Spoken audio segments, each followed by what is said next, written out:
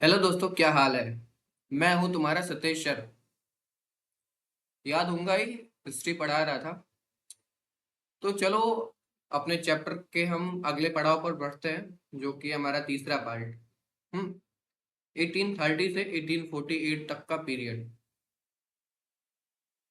इसके पहले हम लोगों ने इस चैप्टर के बारे में जो पढ़ा, मोटा मोटी बताता हूँ मैं तुमको। एक बार रिवीजन हो जाएगा तुम्हारा। देखो, पहले पार्ट में हमने पढ़ा था कि जो अपना फ्रेंच रेवोल्यूशन है, फ्रेंच रेवोल्यूशन ने किस तरीके से यूरोप के रेवोल्यूशन को इफेक्ट किया। मतलब जो यूरोप में रेवोल्यूशन हुआ था वो फ्रेंच रेवोल्यूशन से किस तरीके से प्रभावित हुआ या उससे किस तरीके से प्रेरित हुआ। उसके बाद हमने दूसरे पार्ट में पढ़ा था ज्यादातर नेपोलियन के बारे में।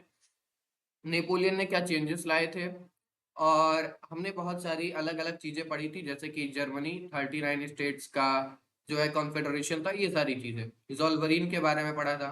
आज हम उससे आगे बढ़ने वाले हैं, उससे आगे मतलब अपनी एनसीईआरटी के हिसाब से द एज ऑफ रेवोल्यूशन 1830 से 1848 तक। उससे पहले आओ ये देखते हैं एक बार। India will be great again. We are not the product of Macaulay's classroom. We define our own future.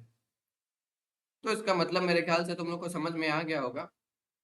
हमारा भारत महान बनेगा और बन के ही रहेगा, क्योंकि हमारे अंदर वो पोटेंशियल है, वो क्षमता है कि हम महान बन सकते हैं। ठीक है। तो आओ आगे बढ़ते हैं। तो जैसा कि द एज ऑफ रेवोल्यूशन 1830 से 1848 तक। तो ये जो देखो, ये जो पार्ट है ना, इसमें हम इस 18 साल में क्या हुआ कैसे हुआ मतलब इन सारी चीजों को पढ़ेंगे। 18 ईयर्स में बहुत सारी चीजें हुई, घटनाएं घटी। इन सारी चीजों को हम पढ़ेंगे और ये रेवोल्यूशन का एज था, मतलब रेवोल्यूशन हुए जा रहा है, हुए जा रहा है, हुए जा रहा है। ये 18 साल कुछ मेजर जो है पार्ट है रेवोल्यूशन का। जैसे तुमने क्लास 9 के फ्रेंच रेवोल्यूशन में पढ़ा होगा। जो तुम्हारा फ्रेंच रेवोल्यूशन था वो 1789 से चालू हुआ था और जाते जाते 1800 तक वो खत्म हो गया था। मतलब उतना ज्यादा स्पार्क नहीं बचा था उस टाइम पे। मेन सारे रेवोल्यूशंस हो गए थे, सारी चीजें फॉर्म हुई थी। जो है वहां का लुईस 16 को ओवरथ्रो कर दिया गया था, नेशनल असेंबली फॉर्म हुई थी, ये सारी चीजें। तो सेम यहाँ पे भी है। आओ फिर आगे देखते हैं। तो हमारा जो टॉपिक है एज ऑफ रेवोल्यूशन 1830 से 1848 तक का। अच्छा, पता है तुमको हिस्ट्री में एक चीज बड़ी ही कॉमन रही है। जो चीज कॉमन रही है वो कुछ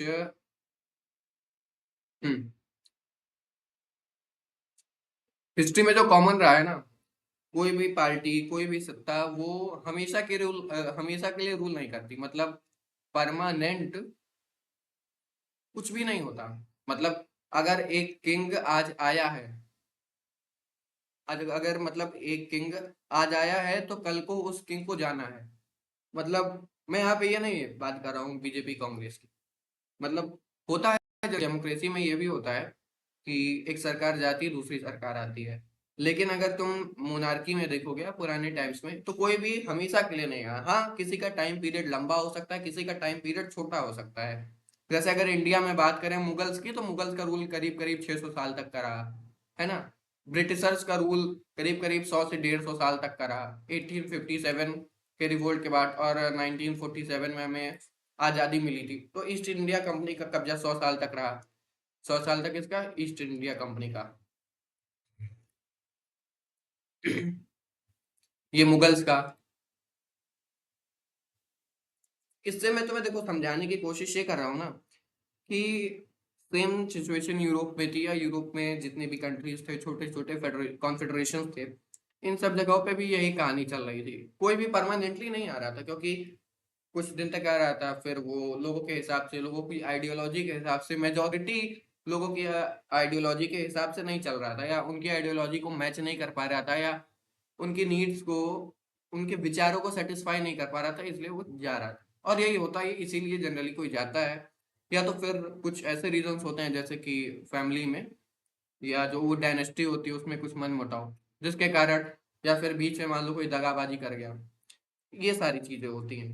तो इसी तरह ना, देखो, ये जो 1815 के बाद कंजर्वेटिव्स का रूल आता है, तो अच्छा यहाँ पे क्या हो रहा था ना। देखो, मैं इरेज करके बताता हूँ।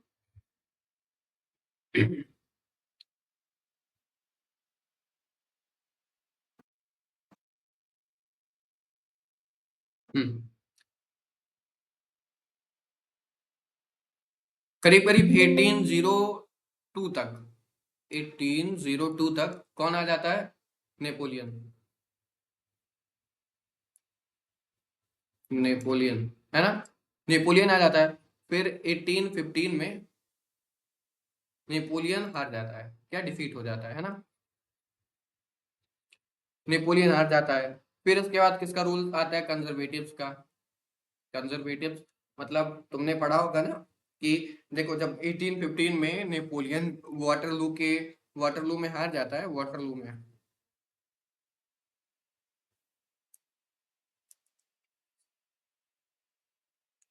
Defeated at defeated defeated at है ना? तो नेपोलियन जब वाटरलू में हार जाता है 1815 में, तो इसके बाद कंजर्वेटिव्स यानी कि जो बर्बन डायनेस्टी के लोग थे, बर्बन डायनेस्टी के लोग यानी कि मतलब जो बर्बन डायनेस्टी थी, वो दोबारा पावर में आ जाती है, और पावर में आने के बाद नेपोलियन ने जितने सारे चेंजेस किए थे उनको वो अंडू कर देती है। और फिर वहीं से वो कंजर्वेटिव गवर्नमेंट आ जाती है, मतलब जो मोनार्की वाली गवर्नमेंट होती है, राजा प्रजा वाला सिस्टम, जो पहले सिस्टम था फ्रांस में। फिर इसके बाद कंजर्वेटिव्स को कौन पीछे हटाता है, या कौन हटाता है? लिबरल्स। लिबरल्स, या कह सकते हो लुइस फिलिप, है ना? तो ऐसा कुछ सीन चल रहा था, जो वहां पे चल रहा था सीन में। तो मैंने अभी तक देखो तुमको ये बताया, 1802 में नेपोलियन आया, फिर 15 में हारा, कंजर्वेटिव्स आए, 30 तक कंजर्वेटिव्स भी हार गए थे, 1830 तक। फिर हाँ, फिर कंजर्वेटिव्स को लिबरल्स ने रिप्लेस कर दिया। कुछ ऐसा सीन था। देखो 1815 में conservatives rulers try to keep their power, but liberalism and nationalism led to many revolutions across Europe, Italy, Germany, Ottoman provinces, Ireland except Poland etcetera. इन सारी जगहों पे ना जो नेशनलिज्म था या लिबरलिज्म था, ये एकदम अपने चरम पर था। मैंने तुमको लिबरलिज्म का मतलब समझाया था पिछले पिछले लेक्चर में। अगर तुमको पता हो तो उसको कमेंट में बताओ क्या होता है उसका मतलब। ये सारी चीजें ना अपने चरम पर चल रही थी, मतलब जो राष्ट्रभक्ति की या देशभक्ति की भावना थी लोगों के अंदर, एकदम कूट कूट के भरती जा रही थी कि नहीं, हमें अपना कंट्री चाहिए, अपना झंडा चाहिए, अपना फ्लैग चाहिए, अपनी भाषा चाहिए, अपना कल्चर चाहिए, अपनी हिस्ट्री चाहिए, कुछ इस तरीके से। और ये सारे जो रेवोल्यूशंस थे ना, इन सारे रेवोल्यूशंस को कौन लीड कर रहा था? Educated middle class. ये तुमको याद होगा, मैंने तुमको बताया था पिछली वीडियो में, पिछले लेक्चर में, जो अब अधिकतर रेवोल्यूशंस हो रहे थे वो एजुकेटेड मिडिल क्लास लीड कर रहे थे। क्योंकि क्योंकि देखो, जो यूरोप था, जो पूरे यूरोप में तुम्हारे जो इंडस्ट्रियलाइजेशन है वो 1800s तक हो गया था। इंडस्ट्रियलाइजेशन हो गया था, फैक्ट्री सेट हो गई थी, बहुत सारी चीजें हो गई थी, लोग एम्प्लॉयड हो गए थे, लोगों के पास पैसा आ गया था, और लोग पढ़ रहे थे। तो अब ये लोग ना उस चीज का अपोज कर रहे थे जो उनके ईज ऑफ बिजनेस डूइंग में दिक्कतें डाल रही थी, जो एजुकेटेड मिडिल क्लास लोग थे। और जो ये फर्स्ट रिवोल्ट, मतलब पहली जो आपकी चिंगारी मतलब लगती है ना, ये जिस हम पढ़ रहे हैं एज ऑफ रेवोल्यूशन में, 1830 में लगती है। 1830 में इसे कभी कभी हम नाम देते हैं the revolution of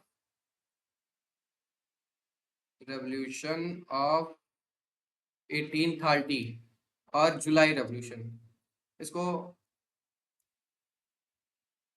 July revolution, July revolution के नाम से भी जाना जाता है इसको, ठीक है। और बर्बन किंग ओवरथ्रोन कर दिया था, देखो अभी जैसा मैंने तुमको बताया था यहाँ पे, जो कंजर्वेटिव थे, कंजर्वेटिव यानी कि बर्बन बर्बन डायनेस्टी, उसको ओवरथ्रो कर दिया जाता है। कौन? ये मतलब लिबरल्स ओवरथ्रो कर देते हैं, मतलब हटा देते हैं, ठीक है। और Louis Philippe was made king under constitutional monarchy, मतलब ये लिबरल्स का रूल आ जाता है। इसके बाद क्या होता है ना, इसी में हम थोड़ा सा नीचे पढ़ेंगे, ग्रीक वॉर ऑफ इंडिपेंडेंस। ये तुम्हारे एग्जाम पॉइंट व्यू से बहुत इंपॉर्टेंट है, वेरी वेरी इम्पॉर्टेंट, ठीक है। चलो तुम्हारे लिए मैं इस पे सितारे बना देता हूँ, पीले पीले। ये रहे तुम्हारे सितारे।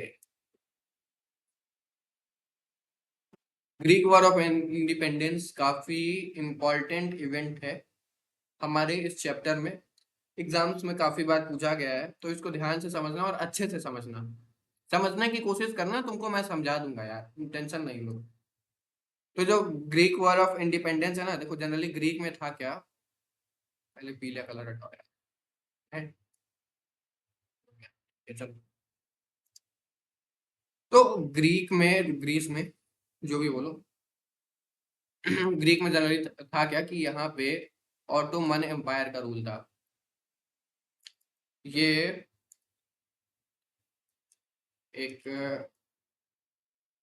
मुस्लिम या इस्लामिक एम्पायर कह सकते हो,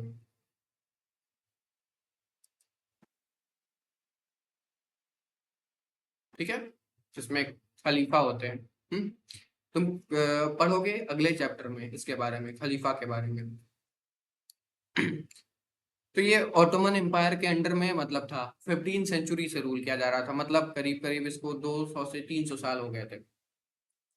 15 सेंचुरी से ये ऑटोमन एम्पायर के अंडर में था, ग्रीक या ग्रीस। अच्छा, ग्रीस के बारे में एक और चीज है कि ग्रीस जो है ना, ग्रीस को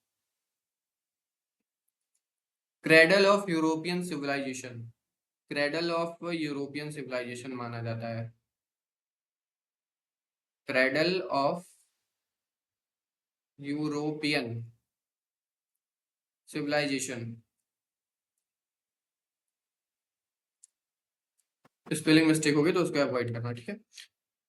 जो ग्रीस है वो cradle of European civilisation, cradle of European civilisation का मतलब ये है ना, जो यूरोप की सिविलाइजेशन है, यूरोप की सभ्यता है, जो वेस्टर्न कल्चर है, वेस्टर्न हिस्ट्री है, ये सारी चीजें ना ग्रीस से या ग्रीक से जन्म लेती हैं, ग्रीक से पैदा होती हैं। देखो तुम अगर कोई चीज देखते होगे इंग्लिश में, तो कोई भी सेंटेंस है मान लो, तो वो लिखा रहता है ना कि taken from Greek world, taken from Latin world. तो ये जो ग्रीक है ना, ये ग्रीक यूरोप की बहुत पुरानी मतलब सिविलाइजेशन, यहीं से यूरोप की सारी सिविलाइजेशंस पैदा होती हैं। जैसे हम कह सकते हैं कि हमारी मोहनजोदाड़ो या हड़प्पा, इंडस वैली सिविलाइजेशन, ये सारी चीजें थी सबसे पुरानी, मतलब हमारी सभ्यता यहाँ पे मतलब फनी है ना, या उपजी है, या मतलब फली फूली है, इस हिसाब से तुम ऐसे तुम इसको कह सकते हो। तो सेम था ग्रीक के साथ, तो पूरा यूरोप इसको क्रेडल ऑफ यूरोपियन सिविलाइजेशन की तरह मानता था। मतलब ग्रीक का भाई का अलग ही जलवा था। हम्म लेकिन फिर भी ऑटोमन एम्पायर के अंदर था। अब यहाँ से इसके अंदर रेवोल्यूशन चालू होता है और इसको भी इंडिपेंडेंस मिल जाती है। Greek nationalists got help from exiled Greeks and European supporters who admired ancient Greek culture। देखो जैसे अभी मैंने तुमको बताया, ये सबसे पहले तो जो एक्साइल्ड ग्रीक्स थे, एक्साइल्ड ग्रीक्स मतलब जो लोग मान लो ग्रीस में रहते थे, वो प्रोटेस्ट करते थे बहुत, बोलते थे, तो उनको जो ऑटोमन एम्पायर थी या ऑटोमन गवर्नमेंट थी, गवर्नमेंट तो नहीं कह सकते खैर, ऑटोमन एम्पायर जो था वो उनको एग्जाइल में भेज देता, मतलब देश निकाला, एग्जाइल, देश निकाला, देश निकाला दे देते हैं। तो जो लोग कंट्री से बाहर रह रहे थे या जो यूरोप के और बाकी लोग थे, यूरोपियन सपोर्टर्स, जिन्हें जो ग्रीक के कल्चर को मतलब एडमायर करते थे, जो मानते थे, जो ग्रीक के कल्चर को अपने पूर्वज की तरह मानते थे, अपने कल्चर का पूर्वज मानते थे, या ग्रीक को अपना पूर्वज मानते थे, उनकी तरफ से सपोर्ट आता है ग्रीस को। अभी मैं एनसीईआरटी के हाइलाइट्स तुमको दिखाता हूँ, अपनी एनसीईआरटी में वो हाईलाइट कर लेना, ठीक है। और जो पोएट, एक पोएट है, बस नाम याद रखो, लॉर्ड बायरन। ये तुम अगर लिख दोगे तो तुम्हारा नंबर एक फिक्स हो जाएगा, ठीक है।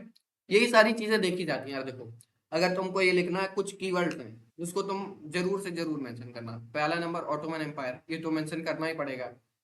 और ग्रीस वॉज, हाँ, Greek was cradle of European civilisation, ठीक है। पोएट का नाम लॉर्ड बैरन का नाम, और ये ट्रीटी ऑफ कॉन्स्टेंटिनोपल 1832। ये सारी चीजें ना अगर तुम अपने आंसर में मेंशन कर देते हो, तो तुम्हारा आंसर एकदम परफेक्ट, मतलब उसका कोई तोड़ ही नहीं रहेगा भैया, है। मतलब तुम्हारी थोड़ी जो है अंग्रेजी आती हो या नहीं, कि बस ये लिख कर बैठे हो, है, ऐसे थोड़ी नंबर मिल जाएगा। तो ये सारी चीजें लिख दोगे, तनिक भर ग्रामर का, अंग्रेजी का मरच मिसाला लगाई दोगे, तो तुमको नंबर पूरा का पूरा मिलेगा। कोनो मास्टर नहीं काट सका, क्योंकि हमने इसे किया था, हमको पूरा नंबर मिला था। और Greek became independent nation through the treaty of Constantinople. इसको मैं हाईलाइट करता हूँ दूसरे कलर से। ट्रीटी ऑफ कॉन्स्टेंटिपोल, ये ट्रीटी 1832 में हुई थी, ठीक है। तो देखो यहाँ का जो वॉर ऑफ इंडिपेंडेंस था, इसका टाइम पीरियड कितना हुआ, 1821 से 1832 तक, मतलब 11 साल में इसको इंडिपेंडेंस मिल गई, ठीक है। 11 साल में ग्रीस को इंडिपेंडेंस मिल गई। और जरा इसका एनसीईआरटी हाईलाइट देख लेते हैं इसी के साथ साथ। इसको तुम हाईलाइट कर लो, देखो romantic imagination and national feeling, इसके ऊपर है। मैं एनसीईआरटी से तुमको बताता हूँ। ये देखो, ये एनसीईआरटी है, एनसीईआरटी है, पेज नंबर 13। पेज नंबर 13 में आओ, और दूसरा थर्ड पैरा के दूसरी लाइन में ग्रीस हैड, देखो यहाँ पे तुमको दिख रहा होगा, ये रहा ग्रीस हैड है। ग्रीस हैड से हाईलाइट करो, Greece had been part of Ottoman empire. अगर आंसर आता है यहाँ पे सीधे एक सवाल बन जाएगा तुम्हारा, जो है देखो, right A short note on Greek war of independence. ये तुम्हारा सवाल है, पूछा गया है, प्रीवियस ईयर में पूछा गया है भाई, सवाल है, रट लो। खैर रटना नहीं, समझ लो, रटने के लिए नहीं है, तुम समझ लो है। तो देखो तुम लिखोगे क्या, Greek has been part of Ottoman empire, फिर the growth of revolutionary nationalism in Europe sparked off a struggle for independence in Greek which was under Ottoman empire. ऐसे लिख सकते हो तुम, अगर पहली लाइन तुमको नहीं लिखनी है, ठीक है। अगर तुमको ये लिखना है 1821 लिखो, नहीं भी लिख सकते हो, कोई जरूरी नहीं है, ठीक है। फिर नेशनलिस्ट इन ग्रीक और रेवोल्यूशनरीज इन ग्रीक। देखो एक आंसर लिखने के बहुत सारे तरीके होते हैं, कोई जरूरी नहीं तुम वही तरीका लिखो जो तुम्हारे बुक में लिखा है, नहीं। एकम सत्यम Vipra बहुता वदंती,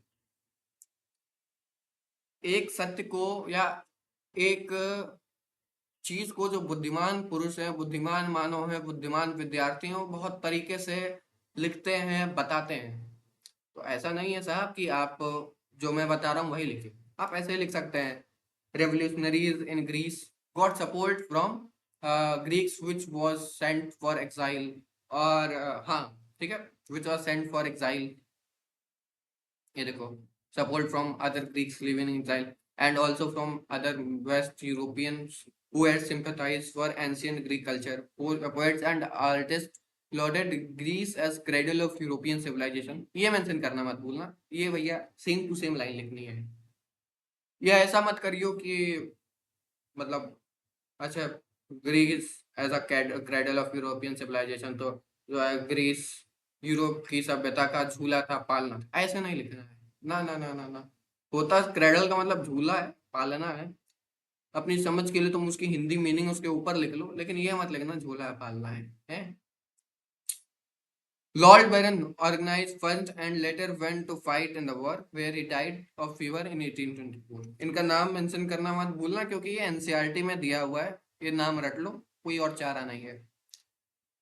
Finally, Treaty of Constantinople of 1832 declared Greece as independent nation, या recognized Greece as independent nation। तो मेरे ख्याल से तुम्हारा ये हाईलाइट हो गया होगा साहब, है?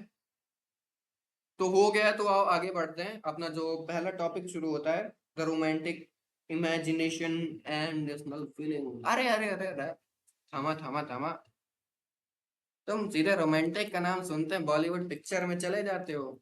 टिंगडिंग रिंगडिंग वाला गाना बजने लगता है तुम्हारे दिलों में, दिल का टेलीफोन बज रहा है, पानी में आग लगा रहे हो। भैया रोमांटिसिज्म का मतलब बस बॉलीवुड से थोड़ी यार अटैच है, हॉलीवुड से भी है, लेकिन वो ये नहीं है, बताता हूँ क्या है। तो तुमको अगर ये समझना है, मतलब समझना क्या, मैं समझाने वाला हूँ तो समझना पड़ेगा ही यार। Romantic imagination and national feeling, तो जो रोमांटिक इमेजिनेशन है रोमांटिक इमेजिनेशन मतलब जनरली यहाँ पे मेंशन किया गया, बताया गया है आर्ट से, कल्चर से, ये सारी चीजें कैसे नेशनलिज्म में या रेवोल्यूशनरीज को या रेवोल्यूशन में कैसे हेल्प करती है। ठीक है, तो और समझते हैं। यहाँ पे तुम वो मत समझ लेना कि भाई ये शाहरुख खान आ रहा है बोल रहा है "ए, काजल, मैं तुमसे बहुत प्यार करता हूँ काजल"। नो, नो काजल, नो एसआर के, इट्स हिस्ट्री। तो चलो चालू करते हैं। Nationalism develop not only through words but also through culture, art, poetry, stories, music. अच्छा पता है, ये जो आर्ट, म्यूजिक, कल्चर, पोएट्री है, ये सब या रोमांटिसिज्म तुम इसको बोल सकते हो, रोमांटिक इमेजिनेशन, ये साइंस को या रीजन को या रीजनिंग को बॉयकॉट करते थे या इसको अवॉइड करते थे। ये मतलब जो तुम्हारे अंदर की भावना होती है, मतलब apart from science, logic, logic वॉजिक कुछ नहीं। मतलब मान लो अंदर से कोई ऐसा गाना गाने का मन कर रहा है, अब तुम गा रहे हो, लोगों को उससे सपोर्ट मिल रहा है जो लड़ रहे हैं तुम्हारी कंट्री के लिए, तो उसमें कोई लॉजिक नहीं, कोई साइंस नहीं। वो लोग साइंस और लॉजिक को किनारे करते थे, जा भाई तू जा, तेरा कोई काम नहीं था, बस मैं हूं ना। तो इनका ऐसा मानना था। देखते हैं अभी।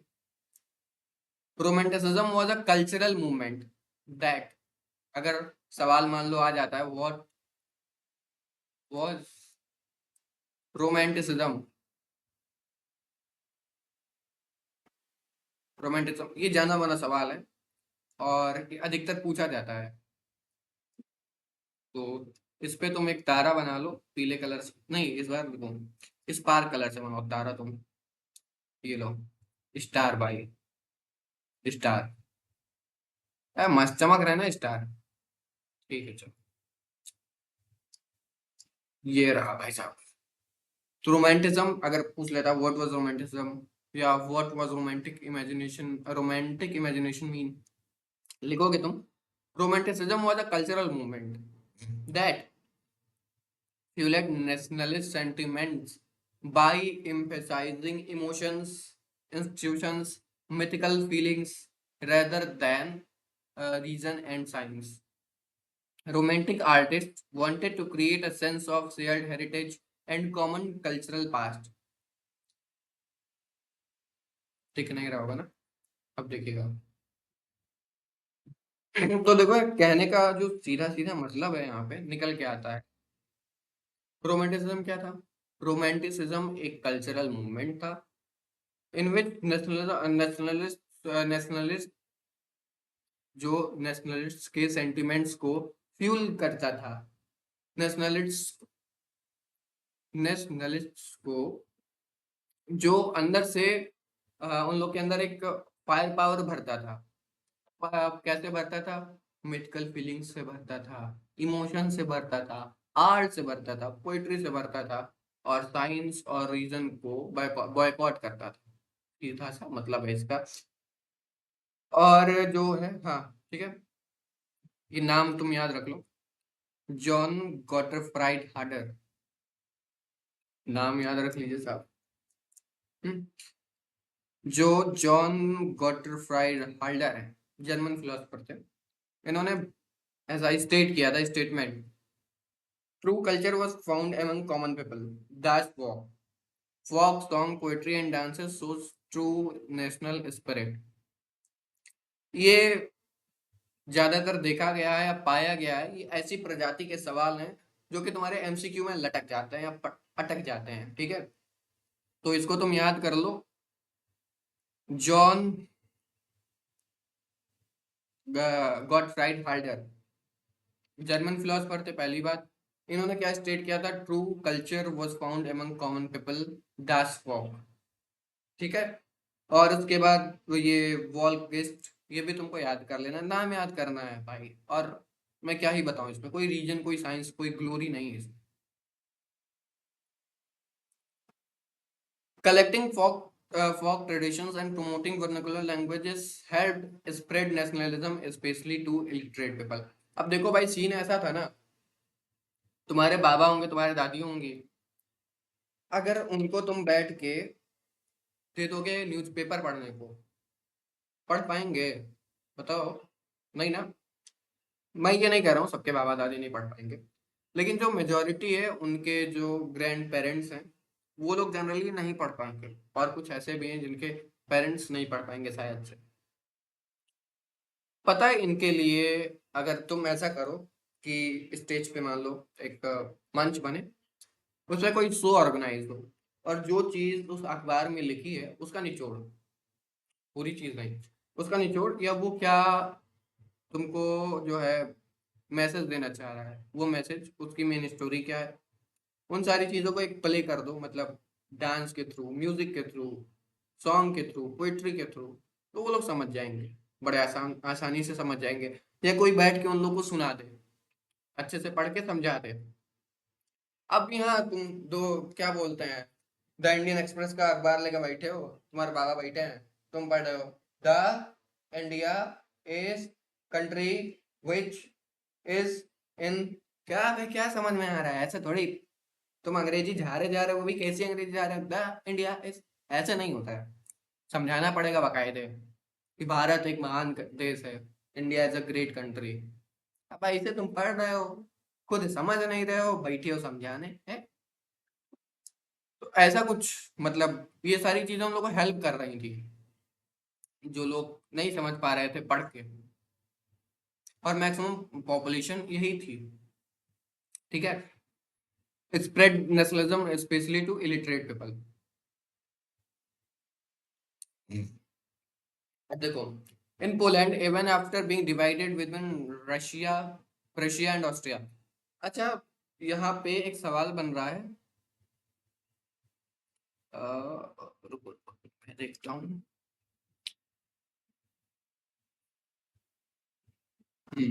आगे बन रहा है वो सवाल। In Poland, even after being divided in Russia, Prussia, and Austria, national feelings survive through language and music. Poland जो था ना, पोलैंड को रशिया, प्रशिया और ऑस्ट्रिया ने कब्जिया लिया था भाई एकदम। तो ये तीनों लड़ रहे कि नहीं ये हमारा ही हमारा ही हमारा है, लेकिन था किसी का नहीं, कौनों का था नहीं। बस सब आपस में लड़ रहे हो बेचारे को, मतलब भाई एकदम खत्म करने के लिए। देखो, एक तुमको शायद से तुम सुने होगे,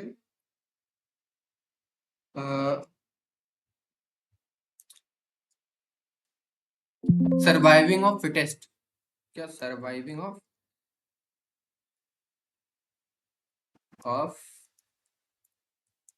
फिटेस्ट, जो मतलब सारी चीजों में अपने मतलब लिमिट्स को पूरा करता है, भरता है। सर्वाइविंग ऑफ फिटेस्ट, फिटेस्ट मतलब जो सारी चीजों में फिट हो, उसी का सर्वाइवल पॉसिबल है अर्थ पे। और पोलैंड के पास मतलब उस नजरिए से देखो तो फिट, फिट मतलब भाई बॉडी शॉडी की बात थोड़ी करनी हो। अरे फिट मतलब और भी कुछ होता है यार। तुम फिट मतलब लेके बैठ गए यार, डंबल उठाओ यार, बताओ बनाओ डोले शोले, या मसल देख रहा हूँ मसल के रख दूंगा है। भाई डायलॉग बाजी बाद में कर लियो, पढ़ ले पहले। तो सर्वाइविंग ऑफ फिटेस्ट एक शायद से किताब भी है, तुमको पढ़नी चाहिए, किताब का नाम ये, देख लेना। ये नाम याद रख लो भाई, Karol कृपन्स्की used operas and folk dances like Polonaise and Mazurka to build national pride। जो करोल कृपन्स्की थे, वो ओपेरा और फोक डांसेस यूज किया करते थे। फोक डांसेस मतलब जो तुम्हारे कल्चर से जुड़े हो, जो मतलब प्रकाश डालते हो तुम्हारे कल्चर के ऊपर, जो तुम्हारे प्रीवियस हिस्ट्री को ग्लोरीफाई करते हो। ठीक है। तो ऐसी चीजों को करोल कृपन्स्की यूज करते थे। और फोक डांसेस के कुछ नाम है, तुमको याद करने पड़ेंगे, नहीं करोगे तो तुम फेल हो जाओगे, समझे कि नहीं? समझे कि नहीं? अरे चढ़ाई नहीं है भाई, बस। तो ये तुम हाईलाइट कर लो, पोलनीज और मजूका नाम याद रखना यार।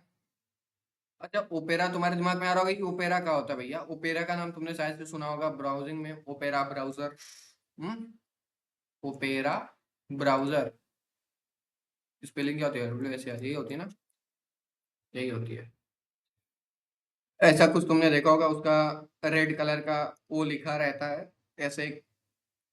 अरे चल भाई, ऐसे बना रहेगा और ओ लिखा रहता है। इंस्टाग्राम नहीं है ये, बन नहीं रहा अच्छे से। ओपेरा उसको कहते हैं, ओपेरा ब्राउजर, तो वो अलग होता है। देखो ओपेरा क्या होता है ना, ये देखो, ओपेरा, ओपेरा बेसिकली होती है एक म्यूजिकल शो। ओपेरा जिसमें सब कुछ एक्स्ट्रा होता है, मतलब एकदम बढ़ा चढ़ा के भाई, एकदम नेक्स्ट लेवल पे फाड़ देंगे। हम्म, क्या बात करते हो, जान दे देंगे इसके लिए, ये वाला। एक्टिंग, मेकअप, वॉल्यूम, सब कुछ एकदम पोत पोत के। अरे वो तुमने रील वील नहीं देखी होगी कि भाई ये ब्राइड है, उसके बाद ये मतलब मैं तुमको अगर बताऊं, मैं तुमको बता सकता हूँ, एक मिनट रुकिए। हाँ, अब तुमको बताता हूँ मैं, देखो। ब्राइड है इस कलर की, ठीक है, मतलब कोई दुल्हन है जिसकी शादी है, वो मतलब ऐसी है, देखो ठीक है, ऐसी है। अब भाई जो मेकअप ब्यूटी पार्लर वाले होते हैं ना, वो कैसे उसको बना देंगे, ऐसा बना देंगे भाई, चमकता दमकता। देख रहे हो ना ये, क्या शाइनिंग है, मतलब ये ट्रांसफॉर्मेशन देख रहे हो। बस ऐसे ही बढ़ा चढ़ा के, समझ तो गए मेरी बात को।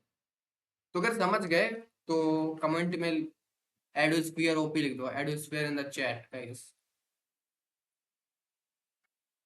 तो आप जैसे देखो, यहाँ पे एक ड्रामा अगर करके दिखाऊं मैं तुमको, मैं बहुत बड़ा ड्रामिस्ट हूँ, ठीक है। एक नॉर्मल ड्रामा में लोग कहते हैं मैं तुमसे प्यार करता हूँ, मैं तुमसे प्यार करता हूँ, और ओपेरा में वही डायलॉग बन जाता है, मैं तुमसे प्यार करता हूँ। अपार्ट फ्रॉम जो, समझ गए होगे मेरे ख्याल से ओपेरा का मतलब क्या होता है। ओपेरा एकदम बढ़ा चढ़ा के, अगर वो नॉर्मल सी बात होगी ना, एकदम बढ़ा चढ़ा के बोल रहे हैं, ठीक है। अब आओ आगे बढ़ते हैं। तो देखो जैसे अब जो है, जब रशिया मतलब जो पॉलिश लैंग्वेज है, मतलब पॉलिश रीजन है, इसको ऑक्युपाई कर लेता है ना, तो पॉलिश लैंग्वेज स्कूल से और बैन कर दी जाती है। और जो रशियन लैंग्वेज है उसको मतलब थोप दिया जाता है उन लोगों के ऊपर। तो 1831 में बहुत सारे पॉलिश लोग या पॉलिश रिविलियंस एक यूनियन बनाते हैं और ट्राई करते हैं रेवोल्यूशन करने के लिए, ठीक है। लेकिन इसको जो है ना, ये जो रेवेलियन था, रेवेलियन को क्रश कर दिया जाता है। Rebellion got crushed. और जो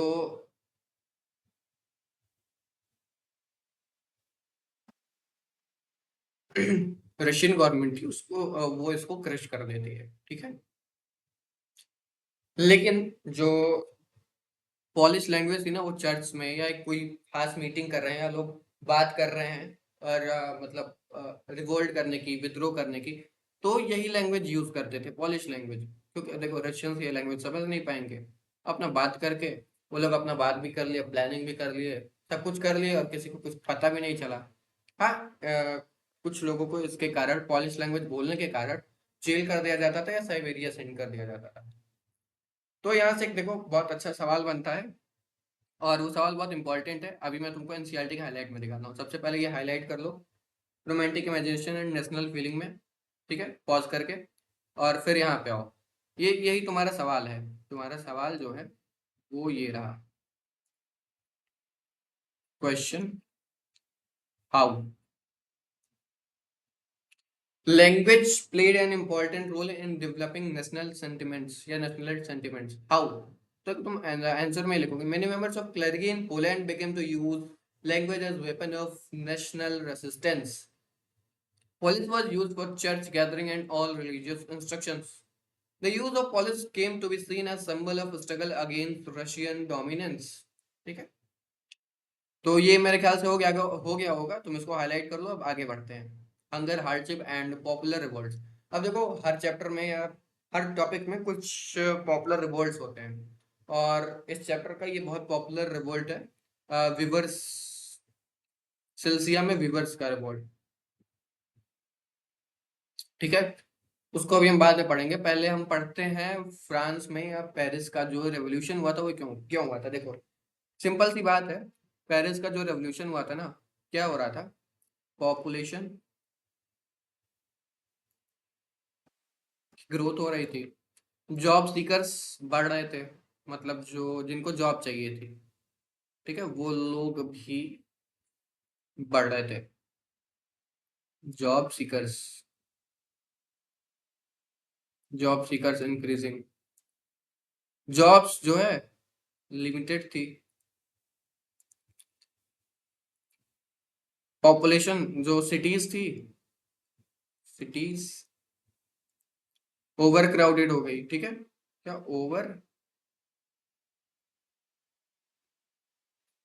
ओवर क्राउडेड हो गई सिटीज। और फिर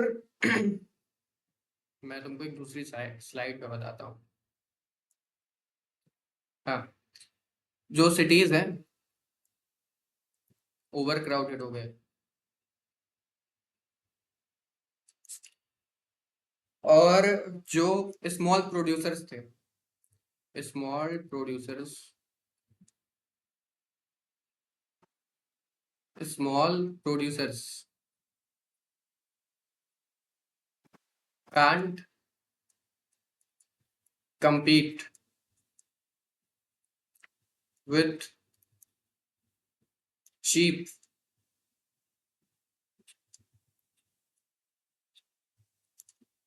machine made products। तो ये सारी चीजें थी, उसके बाद फिर फूड की शॉर्टेज पड़ जाती है।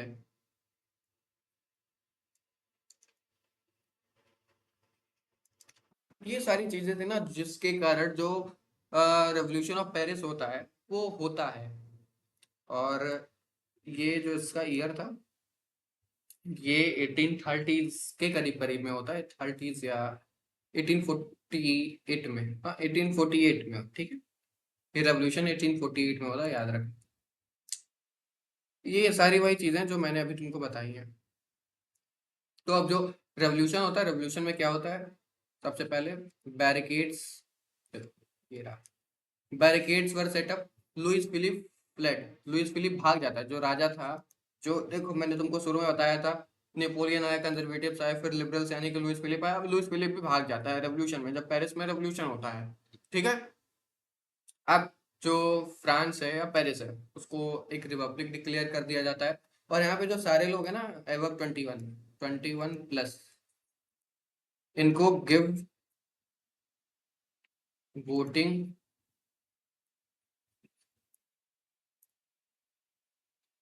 राइट्स, इनको वोटिंग राइट्स मिल जाती है, ठीक है। और national workshops were created to provide jobs. देखो नेशनल वर्कशॉप क्या है ना, नेशनल वर्कशॉप का फंडा कुछ सिंपल सिंपल सा है, मैं बताता हूँ।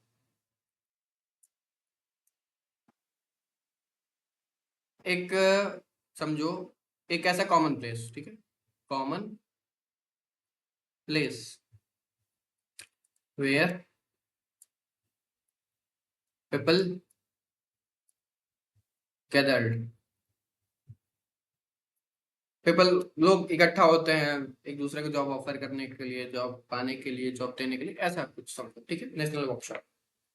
आओ, अब जो मैंने तुमको बताया था weavers in Silesia, revolutions of weavers in Silesia 1848 में, अगर मैं तुमको ऊपर ऊपर से बताऊं, देखो होता क्या है, जो सिल्सिया के वीवर्स हैं, इन लोग से काम तो लिया जाता है, लेकिन इन लोग को कम पे किया जाता है। तो जो कॉन्ट्रैक्टर्स होते हैं इन लोग को कम पे करते हैं, तो ये लोग कॉन्ट्रैक्टर के पास जाते हैं कि हमारे वेजेस बढ़ाओ, कॉन्ट्रैक्टर मना कर देता है, ये लोग उनके घर वर छोड़ देते हैं, ठीक है, और कॉन्ट्रैक्टर भाग जाता है, फिर कॉन्ट्रैक्टर 24 घंटे बाद कुछ आर्मी के साथ आता है और 11 वीवर्स को गोली मरवा देता है, गोली लग जाती है, वो लोग मर जाते हैं, ठीक है। In 1845, weavers in Silsia revolted against contractors who had cut their wages। अब 1845 में ना जो सिल्सिया में वीवर्स थे, ये रिवोल्ट करते हैं, किसके खिलाफ, कॉन्ट्रैक्टर के खिलाफ, revolt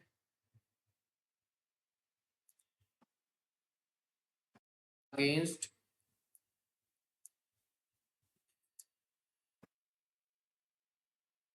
contractor, because cut wages, इसलिए जो है ये रिवॉल्यूशन होता है, ये रिवॉल्ट होता है ये।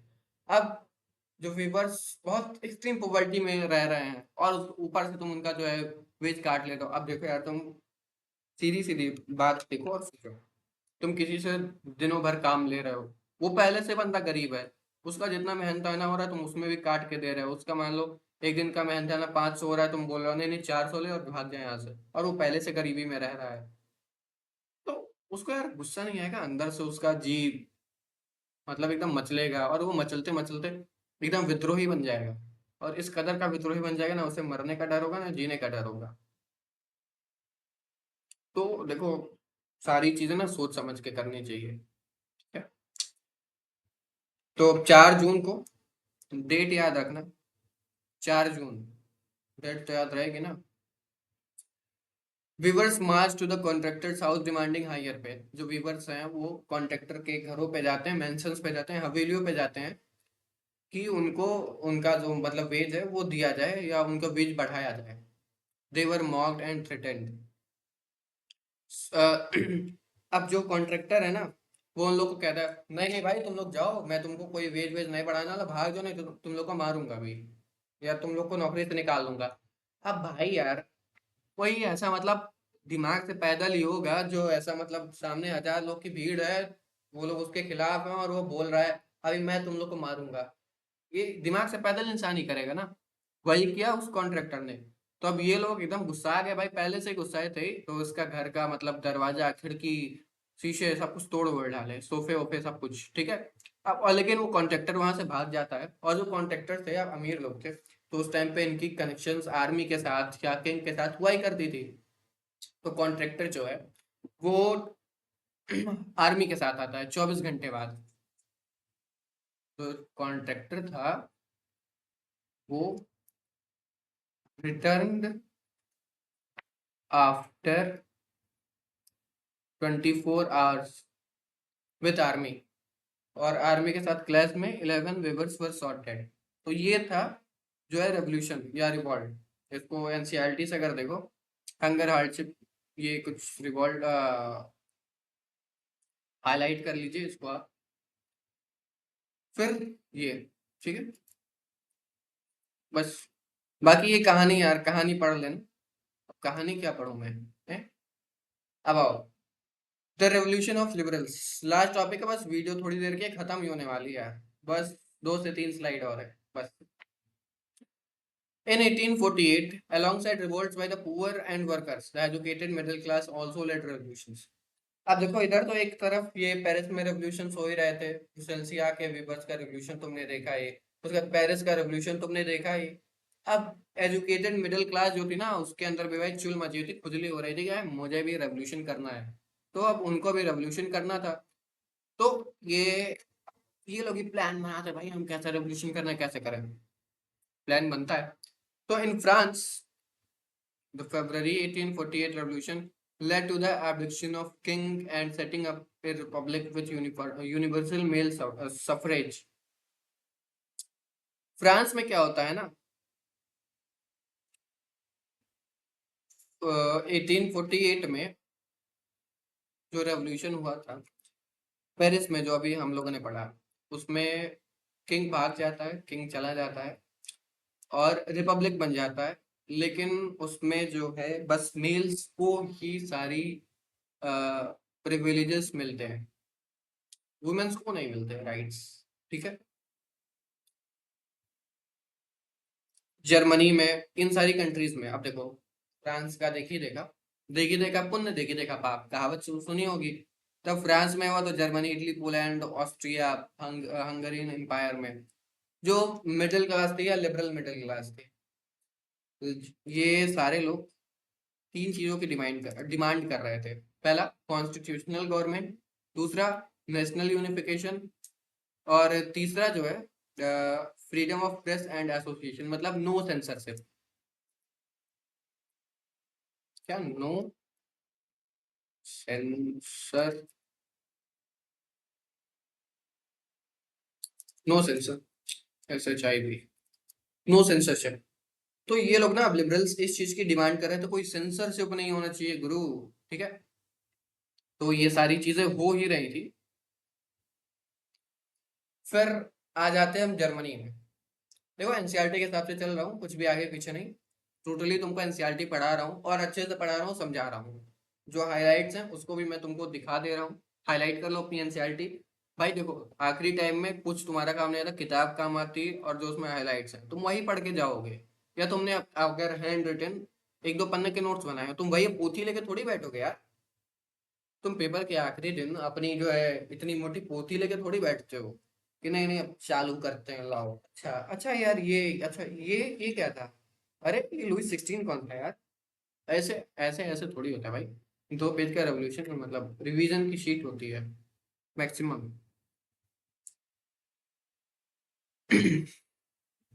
तो अब जर्मनी में बहुत सारे पॉलिटिकल ग्रुप्स फ्रैंकफर्ट में मिलते हैं।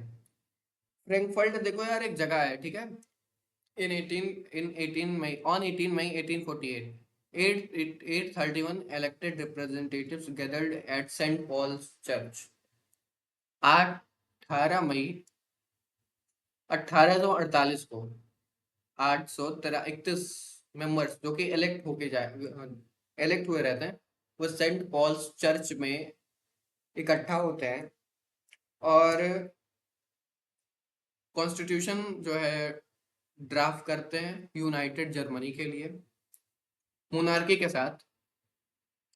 और जो है वो जो क्राउन है वो किंग को ऑफर करते हैं, king Frederick William fourth of Prussia. लेकिन जो किंग है वो उसको नहीं मानता है और उन लोग के खिलाफ चला, मतलब उन लोग से, मतलब उन लोग का विरोध करता है और वो पार्लियामेंट वहीं पे भंग हो जाती है, ठीक है, एकदम खत्म, तहस नहस करा। भाई राजा था यार वो, और प्रशिया का किंग था, याद रखना, क्योंकि प्रशिया उस टाइम पर सबसे पावरफुल कॉन्फेडरेशन हुआ करता था, जर्मनी की टॉप 39 कॉन्फेडरेशन में से। तो ऐसा कुछ था। और देखो आगे पढ़ते हैं हम, फिर देखते हैं क्या होता है। They drafted constitution for United Germany with a monarch under parliament. They offered the crown to the King Frederick William IV of Prussia, but he rejects and opposes the assembly. Middle class leaders ignored workers' demand, losing their support. Army crushed the Frankfurt assembly and it was disbanded. देखो ये रही तस्वीर Frankfurt parliament की। देखो Frankfurt parliament सुन के ये मत समझना कोई बहुत बड़ी सी बिल्डिंग रही होगी, नहीं नहीं, देखो फ्रैंकफर्ट एक नाम है, एक शहर है, जर्मनी का एक शहर है। और उस शहर में एक चर्च है, सेंट पॉल चर्च। उसी चर्च में सब लोग इकट्ठा हुए हैं और उसी को नाम दे दिया गया फ्रैंकफर्ट पार्लियामेंट, ठीक है।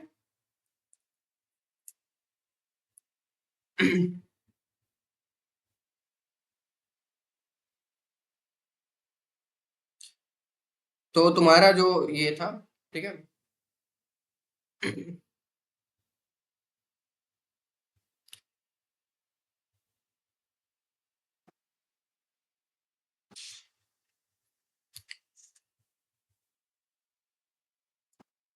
तो जर्मनी में देखो, अभी तक हमने जर्मनी के 2 यूनिफिकेशन पढ़ चुके। पहला यूनिफिकेशन हमने पढ़ा था ऑटो विन बिस्मार्क वाला, वही था ना। पहला हमने पढ़ा था ऑटो वन बिस्मार्क वाला और दूसरा हमने ये पढ़ा फ्रैंकफर्ट पार्लियामेंट वाला, ठीक है। इसको याद रखना है, ये दोनों तुमसे पूछे जा सकते हैं अलग अलग जर्मनी के बारे में। देखो अगर मैं तुमको बताऊं, देखो जर्मनी में 831 इलेक्टेड मेंबर्स, ठीक है, पहली बात। Frankfurt Frankfurt Saint Paul church, ठीक। और इसके बाद drafted constitution,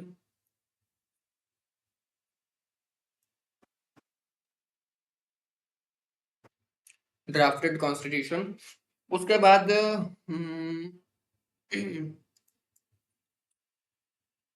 offered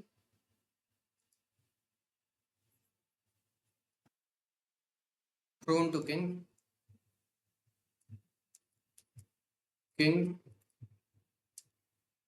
but he rejects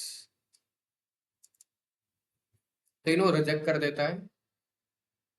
और at end army trust the parliament.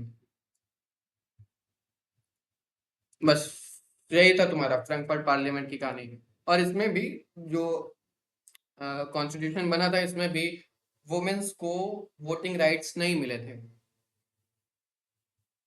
और जो वॉचिंग गैलरी, मतलब ये जो देख रहे हो ना, ये यहाँ पे इलेक्टेड मेंबर्स बैठे हुए हैं। ये जो वॉचिंग गैलरी है, ये इसमें बस मेंस ही अलाउड थे, कि बस मेंस ही देख सकते हैं पार्लियामेंट में क्या हो रहा है। वॉचिंग गैलरी जहाँ पे खड़े होके लोग देखते हैं। तो वुमेन्स ने भी अब जो है इसमें पार्टिसिपेट तो किया था, देखो सारे लोगों का रोल था, लेकिन ये वोटिंग राइट्स इनको नहीं मिले। In the Frankfurt parliament women could only watch from gallery. अच्छा, ये लोग बस गैलरी से देख सकते थे, मतलब यहाँ पे बैठ नहीं सकते थे या वोट नहीं कर सकते थे, ऐसा सीन था। ठीक है। Though the liberal movement failed in 1848, monarch realized that they had to make reforms to avoid more revolutions. After 1848, serfdom and bond labor were abolished in the Habsburg Empire and Russia. In 1867, Hungarians were granted more autonomy by Habsburg rulers. तो ये कुछ scene था sir.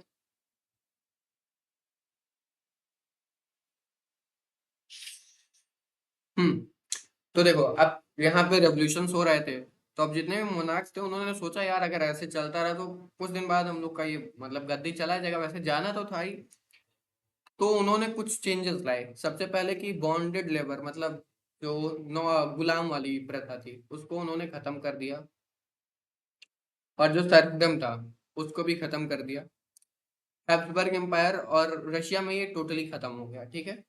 और Hungarian in 1867 Hungarians were granted more autonomy by the Habsburg rulers. अब वहां पे कुछ मतलब प्रजातंत्र थोड़ा ज्यादा आ गया। बस यही था टोटल आज हमने जो भी पढ़ा।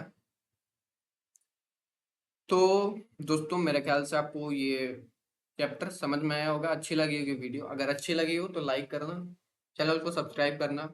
और जाएंगे सब्जेक्ट के कोर में, लाएंगे नंबर हाईएस्ट स्कोर में। बाकी एक अच्छा इंसान बनने की कोशिश करो जिंदगी में। ठीक है। बाकी तो सब तुम्हारे कर्मों पर डिपेंड करता है। देखो, आखिरी में, India will be great again, India new India learns with pride not from Macaulay's divide. तो आज के लिए इतना ही दोस्तों, मिलेंगे अगली वीडियो में अगली टॉपिक के साथ। तब तक के लिए बाय बाय।